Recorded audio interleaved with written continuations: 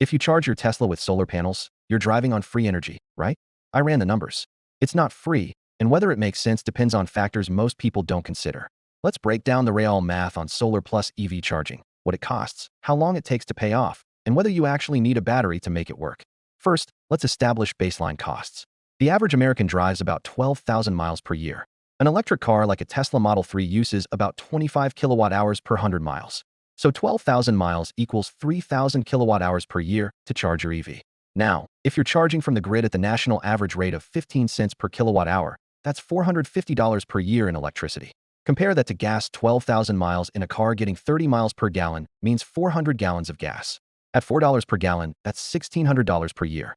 So switching from gas to grid-charged EV saves you about $1,150 annually. That's before adding solar into the equation. Now let's add solar.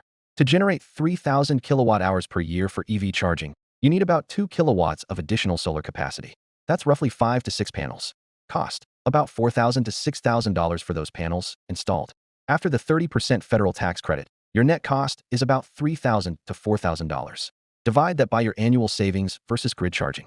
If grid electricity costs 15 cents per kilowatt hour, you re-saving $450 per year by generating your own power instead of buying from the utility. Payback, 6.7 to 8.9 years. That's reasonable, but it's not free. You're investing $3,000 to $4,000 upfront to save $450 per year. It takes 7 to 9 years to break even. After that, yes, your EV charging is essentially free for the remaining life of the panels, another 12 to 15 years. But calling it free ignores the upfront cost and payback period. Now here's where people get confused. Do you need a battery to charge your EV with solar? Short answer, no, not usually. Here's why. Your solar panels generate power during the day. Your EV charges whenever you plug it and usually overnight. If you're charging overnight, your panels aren't producing. So you're pulling from the grid anyway. The battery would store daytime solar for nighttime charging, but that adds $10,000 to $15,000 to make it work. Better approach: net metering. Your panels generate excess power during the day. That goes back to the grid, earning you credits. At night, you use those credits to charge your EV. Functionally, the grid acts as your battery, and it's free. This works perfectly unless you have bad net metering or time of use rates. Time of use rates are where this gets interesting. Some utilities charge way more for electricity during peak hours, late afternoon and evening, and less during off-peak hours like midnight to 6 a.m. If your utility has time of use rates, you can optimize like this. Charge your EV overnight when rates are cheap, say 8 cents per kilowatt hour. Your solar panels generate during the day when rates are expensive, say 30 cents. Instead of using your solar to charge your EV, you send that power back to the grid at the expensive rate, getting 30 cents per kilowatt hour in credits. Then charge your EV at night using cheap grid power at 8 cents. You're arbitraging the rate difference. This actually makes more financial sense than using solar directly for EV charging.